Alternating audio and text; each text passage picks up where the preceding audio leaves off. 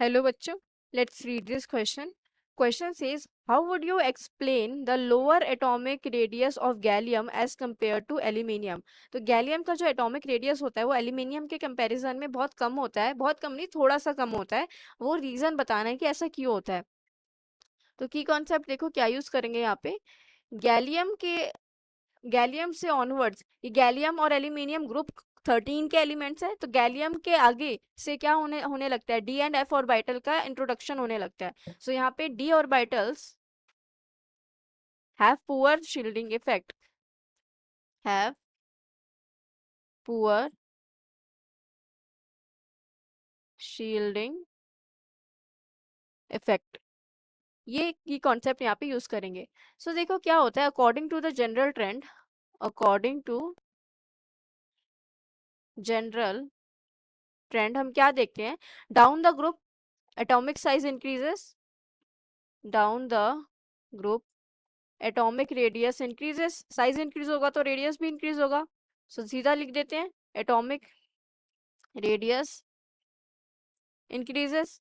क्या है group 13, boron, aluminium, gallium, indium and thallium, ये है।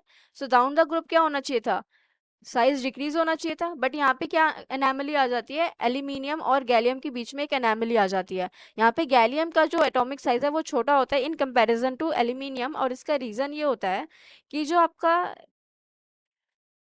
गैलियम है ना, उसमें डी ऑर्बिटल आता है, ठीक है।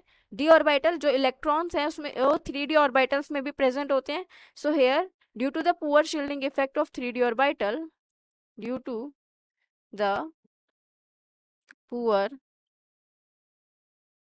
Shielding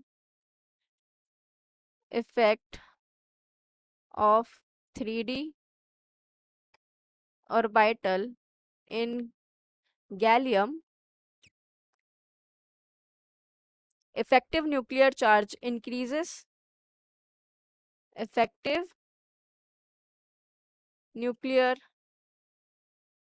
charge between nucleus of atom, between nucleus of atom and outermost electron increases, outermost electron increases, hence atomic size decreases, or you can directly write atomic radius decreases. This is the reason why gallium has smaller atomic radius in comparison to aluminium. Hope you understood it well. Best of luck.